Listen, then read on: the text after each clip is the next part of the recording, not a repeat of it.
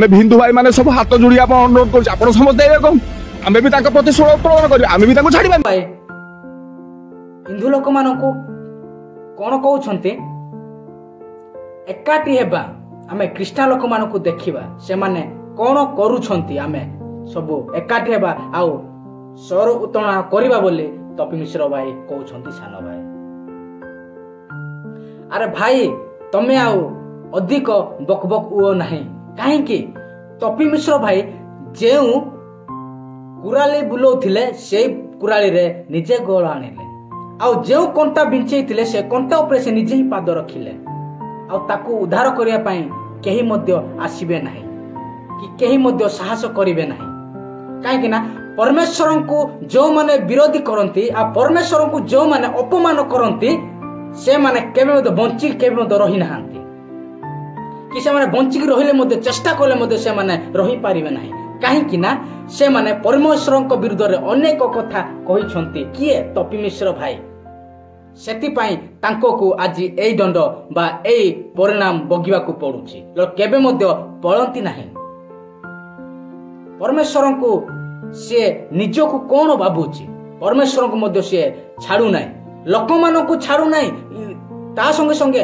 ଲୋକମାନଙ୍କୁ ଛାଡୁନାହିଁ ତା ସଙ୍ଗେ ସଙ୍ଗେ ପରମେଶ୍ୱରଙ୍କୁ ମଧ୍ୟ ସେ ଛାଡୁନାହିଁ ଆଉ ଯେଉଁ ଭାଇମାନେ ଆଉ ଯେଉଁ ଭଉଣୀମାନେ ସମସ୍ତେ ଭିଡିଓକୁ ଦେଖୁଛ ସମସ୍ତଙ୍କୁ ସେୟାର କରନ୍ତୁ ତପି ମିଶ୍ରଙ୍କ ଭାଇ ମଧ୍ୟ ସେ ସ୍ୱର୍ଗକୁ ଉଠି ଯାଉଛନ୍ତି ପରମେଶ୍ୱରଙ୍କୁ ଅପମାନ କରିକି ପରମେଶ୍ୱରଙ୍କୁ ଆଉ ନିନ୍ଦା କରିକି ଆଉ ପରମେଶ୍ୱରଙ୍କର ବାକ୍ୟକୁ ବା ପରମେଶ୍ୱରଙ୍କ ବାଇବଲକୁ ସିଏ ଆଉ ଅନେକ ଭାଷାରେ ଅନେକ କଥାରେ ସିଏ ଆଉ ମିଛରେ ପ୍ରଚାର କରୁଛି ପରମେଶ୍ୱର କେବେ ମଧ୍ୟ ସହିପାରନ୍ତିନି କିନ୍ତୁ ପରମେଶ୍ୱର ମହାନ ପରମେଶ୍ୱର ଅଟନ୍ତି ସେଥିପାଇଁ ପରମେଶ୍ୱର କ୍ଷମା ଦେଇକି ଆଜି ପର୍ଯ୍ୟନ୍ତ ରହି ଆସୁଥିଲେ ତପି ମିଶ୍ର ଭାଇ କିନ୍ତୁ ଆଜି ସେ ନିଜେ ଫସି ଯାଇଛନ୍ତି ସେଥିପାଇଁ ପ୍ରତ୍ୟେକ ହିନ୍ଦୁ ଭାଇ ମାନଙ୍କୁ ମୋର ଅନୁରୋଧ ସେମିତି ଯଦି ଯେଉଁ ଲୋକମାନେ ଯଦି ହିନ୍ଦୁ ଭାଇ ମାନେ ତାପରେ ହେବା ପାଇଁ ଇଚ୍ଛା ପ୍ରକାଶ କରୁଛ ସିଏ ତମ ମାନଙ୍କୁ ବଖା ବନେଇକି ସିଏ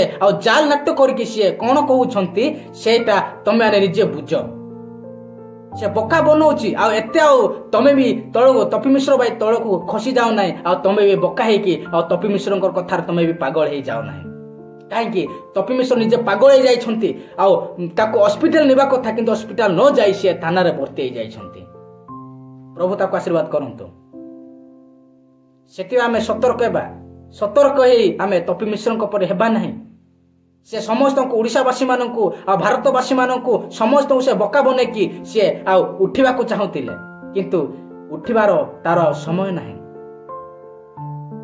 ପରମେଶ୍ୱରଙ୍କୁ ବିରୋଧରେ ଯାଇକି କେହି ମଧ୍ୟ ବଞ୍ଚି ନାହାନ୍ତି ଆଉ ଯେଉଁ ବଡି ଫଡି ଦେଖାଉଛନ୍ତି ଯୋଉଟା ବଡି ଆଉ ଯୋଉଟା ସେ ନିଜେ ଦେଖାଉଛନ୍ତି ସେ ବଡି କିଛି କାମକୁ ନାହିଁ କିଛି ଭ୍ୟାଲୁ ନାହିଁ ଆମର ଦେହ ହଉଛି ଆମର ଶରୀର ହଉଛି ମାଟି ସେ ମାଟି ଶରୀରକୁ ଆମେ ଯତ୍ନବାନ କଲେ ଆଉ ବଡି ଫଡି ଦେଖେଇକି ସାହସ ଦେଖେଇକି ଆଉ ସେ ଖ୍ରୀଷ୍ଟିଆନ ଲୋକମାନଙ୍କୁ ଆଉ ଅନେକ ତାଳନା କରିବ ଆଉ ଯୀଶୁଙ୍କୁ ମଧ୍ୟ ଅନେକ ତାଳନା କରିବ ଆଉ ପରମେଶ୍ୱର କେମିତି ସହିବେ ପରମେଶ୍ୱରଙ୍କ ନ ସହିଲେ ବି ପରମେଶ୍ୱରଙ୍କ ଲୋକମାନେ କେମିତି ସହିବେ ସମସ୍ତଙ୍କର ଅଭିଶାପ ତପି ମିଶ୍ର ଭାଇଙ୍କ ଉପରେ ପଡ଼ିଯାଇଛି ସେଥିପାଇଁ ତପି ମିଶ୍ର ଭାଇ ଆଜି ଜେଲରେ ଅଛନ୍ତି କେବେ ମଧ୍ୟ ଜେଲରେ ରହିନଥାନ୍ତେ ଆଉ ଖ୍ରୀଷ୍ଟିଆନ ଲୋକମାନଙ୍କର ଦୟା ଲୋକମାନେ ଆଉ ଦୟାବାନ ଲୋକମାନେ ବୋଲି ଆଜି ଯାଇ ସେ ତପି ମିଶ୍ର ଭାଇ ଆଉ ରହୁଥିଲେ କିନ୍ତୁ କିଏ ଖ୍ରୀଷ୍ଟିଆନ ଲୋକମାନେ କଣ ତାକୁ ଜେଲକୁ ନେଲେ କି ନା ହିନ୍ଦୁ ଲୋକମାନେ ଜେଲକୁ ନେଇଛନ୍ତି ତାର ବି ରିଜନ ଅଛି ପରମେଶ୍ୱର ତାକୁ ଆଶୀର୍ବାଦ କରନ୍ତୁ ଯେଉଁ ଭୁଲଟା କରିଛି ସେ ଭୁଲ ପାଇଁ ସେ ନିଜେ ହିଁ ପରିଣାମ ଭୋଗିବାକୁ ନିହାତି ପଡିବ ସେ ନିଜକୁ ଭାବୁଛି ଜ୍ଞାନୀ ନିଜକୁ ଭାବୁଛି ପଣ୍ଡିତ କିନ୍ତୁ ନିଜକୁ ଭାବୁଛି ପଣ୍ଡିତ କିନ୍ତୁ ମୂର୍ଖ ପଣ୍ଡିତ ଅଛି ତା ମାଇଣ୍ଡରେ ଯଦି ସେ ପ୍ରକୃତରେ ଆଉ ହିନ୍ଦୁ ଲୋକ ହେଇଥାନ୍ତା ଆଉ ପ୍ରକୃତରେ ସେ ଆଉ ମାନେ ହିନ୍ଦୁ ଆଉ ଭଗବାନଙ୍କୁ ସେ ପାଳନ କରିଥାନ୍ତା ତାହେଲେ ସିଏ ଆଉ ଖ୍ରୀଷ୍ଟିଆନ ଲୋକମାନଙ୍କ ବିରୁଦ୍ଧରେ ଯାଇନଥାନ୍ତେ ଆରେ ଧର୍ମ ବଡିରେ ଆଉ ଧର୍ମକୁ ଆଉ ବଡି ଦେଖେଇକି ସାହସ ଦେଖେଇକି ରକ୍ଷା କରିପାରିବେ ନାହିଁ ଧର୍ମକୁ ପ୍ରକୃତର ଧର୍ମକୁ ଯଦି ଗ୍ରହଣ କରାହେଇଛି ଆତ୍ମାରେ ପ୍ରାଣରେ ମନରେ ଆମେ ଗ୍ରହଣ କରିକି ଆମେ ଗର୍ବ କରିବା ଆବଶ୍ୟକ ରହିଛି। ଆମେ ଶରୀରକୁ ଆଉ ବଡି ଫଡି ଦେଖେଇକି ଆଉ ସାହସ ଦେଖେଇକି ଆମେ ଆଉ ଜଗତବାସୀ ମାନଙ୍କୁ ସମସ୍ତଙ୍କୁ ବୋକା ବନେଇଲେ କେବେ ମଧ୍ୟ ହବ ନାହିଁ। ସେଥିପାଇଁ ସତର୍କ ହେବାକୁ ପଡିବ।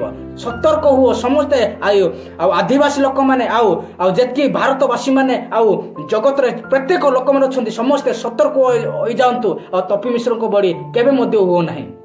ଆଉ ଯେଉଁମାନେ ତପି ମିଶ୍ରଙ୍କୁ ଆଉ ଅନେକ ସପୋର୍ଟିଂ ଅଛନ୍ତି ସେମାନେ ବି ସମୟ ଆସିବ ସେମାନେ ବି ଜାଣିବେ ବୁଝିବେ। ଆଉ ସେଇଦିନ ଆଉ ପ୍ରକୃତରେ ପରମେଶ୍ୱର କିଏ? ସେ ପରମେଶ୍ୱରଙ୍କୁ ଆଉ ଅପମାନ କରି ଜେଲ ଯାଇଛନ୍ତି ନା କଣ ପାଇଁ ଜେଲ ଯାଇଛନ୍ତି ତାହାର ବି ରିଜନ ଅଛି। ସେଥିପାଇଁ କଥାରେ ମଧ୍ୟ ଅଛି ଯେଉଁ ବିହନକୁ ଆମେ ବୁଣିବା ସେଇ ବିହନ ହିଁ କାଟିବାକୁ ପଡିବ।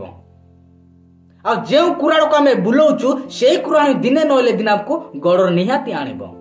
ଆଉ ଯେଉଁ କଣ୍ଟା ଆମେ ବିଞ୍ଚେଇକି ଆମେ ଚାଲୁଛୁ ଆରାମସେ ଚାଲୁଛୁ ସେଇ ରାସ୍ତାରେ ଦିନେ ନହେଲେ ବି କଣ୍ଟା ଆମେ ମାଳିବା ନିହାତି ଆମର ଗଡ଼ କଣ ହେଇଯିବ? ଫ୍ରାକ୍ଚର ହେଇଯିବ। ସେଟା ବି ଜାଣିବାର ଅଛି। ସେଟା ଆମେ ନ ଜାଣିକି ଆଉ ଖାଲି ବଡି ଦେଖେଇକି ସାହସ ଦେଖେଇକି ଶକ୍ତି ଦେଖେଇକି ବୁଲିଲେ ହବ ନାହିଁ। ଆଜି ଅଛି କାଲି ନଥିବ ଆମର ଶରୀରକୁ ଆମେ ସାହସ ଦେଖେଇବା ବଡି ଦେଖେଇବା କିଛି ଲାଭ ନାହିଁ। ସେଥିପାଇଁ କଥାରେ ମଧ୍ୟ ଅଛି ଆଉ ଗୀତରେ ମଧ୍ୟ ଅଛି ମାଟିର ମଣିଷ ମାଟିରେ ମିଶିବ କେବେ ମଧ୍ୟ ଆମ ସହିତ ସେଟା ରହିବ ନାହିଁ।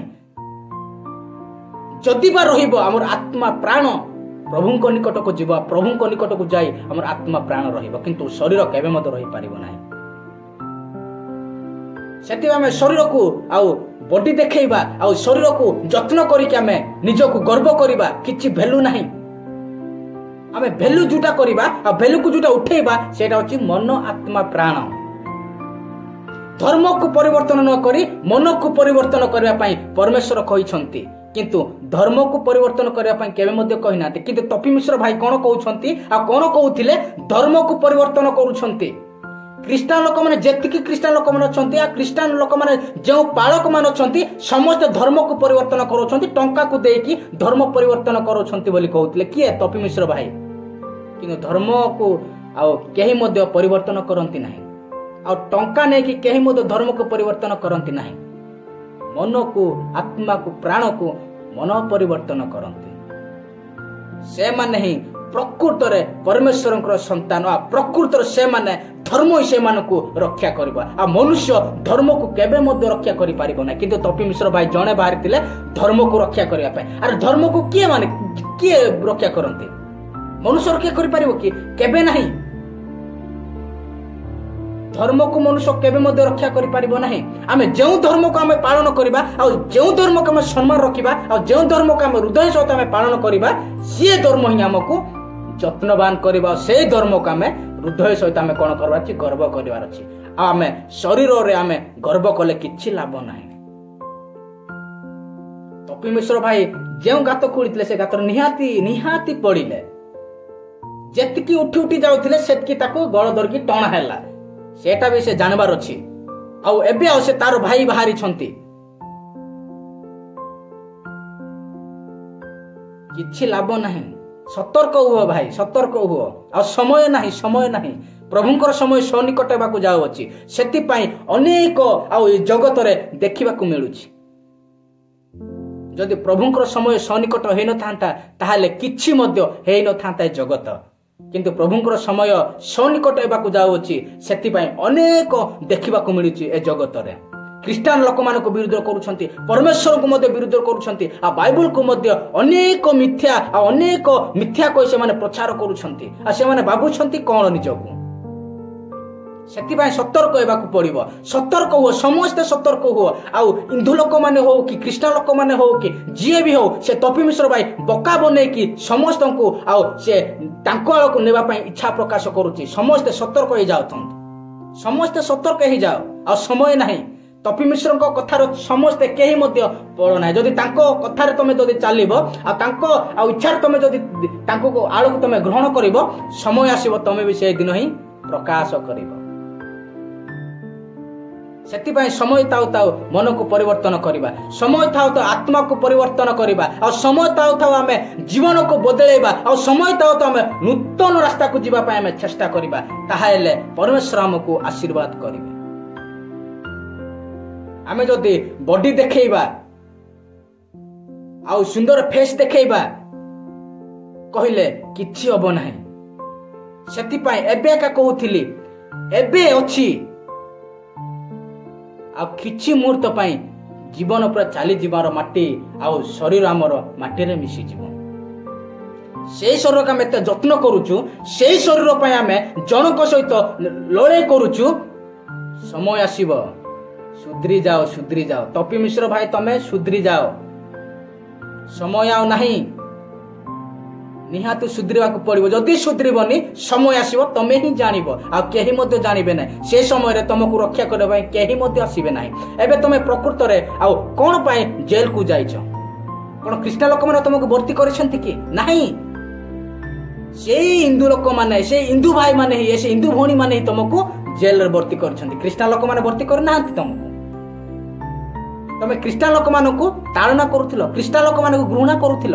କାହିଁ? ଖ୍ରୀଷ୍ଟିଆନ ଲୋକମାନେ ତମକୁ କିଛି କହିଲେ ନାହିଁ, କିନ୍ତୁ ହିନ୍ଦୁ ଲୋକମାନେ ତମକୁ ହିଁ ଭର୍ତ୍ତି କରିଛନ୍ତି। ସେଥିପାଇଁ ନିଜେ ସତର୍କ ହେବାକୁ ପଡିବ। ସତର୍କ ହେଇ ଆଉ ନିଜେ ବି ଚାଲିବାକୁ ପଡିବ। ଆଉ ସତର୍କ ହେଇକି ତମେ ବଡି ଫଡି ଦେଖେଇଲେ ହବ ନାହିଁ। ସେଥିପାଇଁ ପ୍ରସ୍ତୁତ ହୁଅ ତପି ମିଶ୍ର ଭାଇ। ଆଉ ତପି ମିଶ୍ରଙ୍କ ଭାଇରୁ ଆଉ ତପି ମିଶ୍ରଙ୍କ ଆଉ ଯେଉଁ ଆଉ କାମ କରୁଛନ୍ତି, ଆଉ ତପି ମିଶ୍ର ଭାଇ ଯେଉଁ ସମସ୍ତଙ୍କୁ ଆଉ ବକା ବନଉଛନ୍ତି, ତାଙ୍କ କଥାରୁ ତମେ କେବେ ବି ତାଙ୍କୁ ଆଉ ଇଏ କର ନାହିଁ, ନହେଲେ ତମେ ବି ତପି ମିଶ୍ର ଭଳି ହେଇଯିବ। ସତର୍କ ହେବାକୁ ପଡିବ। ସତର୍କ ମନ ପରିବର୍ତ୍ତନ କର, ଧର୍ମକୁ ନୁହଁ। ମନ ପରିବର୍ତ୍ତନ କର, ଧର୍ମକୁ ନୁହଁ। ଯଦି ବା ଧର୍ମକୁ ପରିବର୍ତ୍ତନ କରୁଛ, କଣ ପାଇଁ ତମେ ଧର୍ମକୁ ପରିବର୍ତ୍ତନ କରିବ? ଆମକୁ ଧର୍ମକୁ ପରିବର୍ତ୍ତନ କରିବା ପାଇଁ କେହି ମଧ୍ୟ କହିନାହାନ୍ତି। ମନକୁ ପରିବର୍ତ୍ତନ କରିବା ପାଇଁ କହିଛନ୍ତି। ମନକୁ ପରିବର୍ତ୍ତନ କରିବା ପାଇଁ, ମନକୁ ଉଜ୍ଜଳ କରିବା ପାଇଁ, ମନ ଆତ୍ମା ପ୍ରାଣକୁ ଉତ୍ତମ ରାସ୍ତାରେ ଯିବା ପାଇଁ ଆମକୁ ଶିକ୍ଷା ଦିଆହେଇଛି। ବା ବାଇବଲ ଶିକ୍ଷା ଦିଏ, ଖରାପ ରାସ୍ତାରେ ଯିବା ପାଇଁ ଶିକ୍ଷା ଦିଏ ନାହିଁ। ଆମେ ମନକୁ ପରିବର୍ତ୍ତନ କରିବା, ଧର୍ମକୁ କେବେ ମଧ୍ୟ ନାହିଁ। ଯଦି ବା ତପି ମିଶ୍ର ଭାଇ ଧର୍ମକୁ ପରିବର୍ତ୍ତନ ବିଷୟ କହିବେ, ତପି ମିଶ୍ର ଭାଇକୁ ଟେଙ୍ଗା ଧରିକି ମାର, ତାଙ୍କୁ ଧମକାଅ। ଆଉ ଯେତିକି ହିନ୍ଦୁ ଭାଇ ମାନେ ଆଉ ହିନ୍ଦୁ ଭଉଣୀ ମାନେ ଆଉ ଖ୍ରୀଷ୍ଟିଆନ ଭାଇ ମାନେ ସମସ୍ତଙ୍କୁ କୁହାଉଛି, ଜଣକୁ ବୋଲି ନାହିଁ। ସମସ୍ତେ ଭାଇ ଭାଇ, ସମସ୍ତେ ଆଉ ଭଉଣୀ ଭାଇ, ସମସ୍ତେ ଏକାଠି, ଆଉ ସମସ୍ତେ ଏ ଜଗତରେ ବଞ୍ଚିବା ପାଇଁ ମଧ୍ୟ ସମସ୍ତଙ୍କର ଅଧିକାର ଅଛି। କିନ୍ତୁ ତପି ମିଶ୍ର ଭାଇ ହିନ୍ଦୁ ଲୋକମାନଙ୍କର ହିଁ ଅଧିକାର ଅଛି, ଖ୍ରୀଷ୍ଟିଆନ ଲୋକମାନଙ୍କର ଅଧିକାର ନାହିଁ ବୋଲି କହୁଛି। ସେଥିପାଇଁ ଆଜି ଏଇ ପରିସ୍ଥିତି ଭୋଗିବାକୁ ପଡୁଛି। କେବେ ମଧ୍ୟ ଆଉ ତପି ମିଶ୍ର ଭାଇ ଜେଲକୁ ଯାଇନଥାନ୍ତେ। ଯଦି ବା ଯାଇଛନ୍ତି, ହିନ୍ଦୁ ଲୋକମାନେ ଆଉ ହିନ୍ଦୁ ଭଉଣୀ ମାନେ ହିଁ ତାକୁ ଜେଲରେ ପଠେଇଛନ୍ତି, ଖ୍ରୀଷ୍ଟିଆନ ଲୋକମାନେ ନାହାନ୍ତି। କାହିଁକି? ଖ୍ରୀଷ୍ଟିଆନ ଲୋକମାନେ କେବେ ମଧ୍ୟ ସେମିତି ହୁଅନ୍ତି ନାହିଁ। ସେମାନେ ଦୟାଳୁ ଲୋକମାନେ। ପରମେଶ୍ୱର ଆଉ ସେମିତି ଲୋକମାନଙ୍କୁ ଆଉ ଅତୀତ ଆଉ ଭବିଷ୍ୟତରେ ମଧ୍ୟ ସେମିତି ଲୋକମାନଙ୍କୁ ଖରାପ ଆଉ ସେମାନେ ଯାହା କହିବେ ତମେ ବି ତାହା କହ ବୋଲି ଆମକୁ ଶିକ୍ଷା ଦେଇନାହାନ୍ତି। ସେଥିପାଇଁ ଆଜି ଆଉ ଖ୍ରୀଷ୍ଟିଆନ ଲୋକମାନେ ସମସ୍ତେ ଏତେ ଗାଳି କଲା ପରେ ବି, ଏତେ ଅପମାନ କଲା ପରେ ବି ଖ୍ରୀଷ୍ଟିଆନ ଲୋକମାନେ ସମସ୍ତେ ଚୁପ୍ ହେଇକି ଅଛନ୍ତି। କଣ ପାଇଁ? ପ୍ରକୃତରେ ସେମାନେ ପରମେଶ୍ୱରଙ୍କର ସନ୍ତାନ, ପ୍ରକୃତରେ ସେମାନେ ପରମେଶ୍ୱରଙ୍କୁ ଜାଣିଛନ୍ତି, ପ୍ରକୃତରେ ସେମାନେ ଈଶ୍ୱରଙ୍କର ବାକ୍ୟ ପଢୁଛନ୍ତି, ଆଉ ପ୍ରକୃତରେ ସେମାନେ ମନକୁ ପରିବର୍ତ୍ତନ କରିଛନ୍ତି, ଧର୍ମକୁ ନୁହଁ। ଯଦି ବା ଧର୍ମକୁ ପରିବର୍ତ୍ତନ କରିଥାନ୍ତେ, ତପି ମିଶ୍ର ଭାଇ ଏବେ ନାହାନ୍ତି। ସମସ୍ତଙ୍କୁ ଜଣା ହଉଛି ଆଉ ସମସ୍ତଙ୍କୁ ମଧ୍ୟ କୁହାଉଛି, ହିନ୍ଦୁ ଭାଇ ମାନଙ୍କୁ, ହିନ୍ଦୁ ଭଉଣୀ ମାନଙ୍କୁ, ଖ୍ରୀଷ୍ଟିଆନ ଭାଇ ମାନଙ୍କୁ ସମସ୍ତଙ୍କୁ ମଧ୍ୟ କୁହାଉଛି, ଧର୍ମକୁ ତମେ ପରିବର୍ତ୍ତନ କର ନାହିଁ, ମନକୁ ପରିବର୍ତ୍ତନ। ଆରେ ତମେ ହିନ୍ଦୁରେ ଥାଅ କି ଖ୍ରୀଷ୍ଟିଆନରେ ଥାଅ କି ମୁସଲମାନରେ ଥାଅ, ଯାହା ବି ଥାଅ, ତମେ ମନକୁ ପରିବର୍ତ୍ତନ କର, ଧର୍ମକୁ ନୁହଁ। ତମେ ହିନ୍ଦୁରେ ଥିଲେ ବି ଧର୍ମକୁ ପରିବର୍ତ୍ତନ କର ନାହିଁ। ତମେ ଖ୍ରୀଷ୍ଟିଆନରେ ଥିଲେ ବି ଆଉ ଧର୍ମକୁ ପରିବର୍ତ୍ତନ କର ନାହିଁ, ମନକୁ ପରିବର୍ତ୍ତନ କର। ଆଉ ହିନ୍ଦୁରେ ବି ମନକୁ ପରିବର୍ତ୍ତନ କର, ପ୍ରଭୁ ଆଉ ଉତ୍ତମ ରାସ୍ତାରେ ଯିବା ପାଇଁ ତୁମେ ଚେଷ୍ଟା କର। ଆଉ ସମୟ ନାହିଁ, ସମୟ ନାହିଁ, ପ୍ରଭୁଙ୍କର ସମୟ ନାହିଁ। ଅନେକ ଆଉ ଆଗକୁ ମଧ୍ୟ ଆସୁଅଛି। ସେଥିପାଇଁ ସମସ୍ତେ ସତର୍କ ହେବା। ଯଦି ଭୁଲ ଥାଏ, ପ୍ରଭୁ ସମସ୍ତଙ୍କୁ ସମସ୍ତଙ୍କୁ କ୍ଷମା କରନ୍ତୁ। ନମସ୍କାର।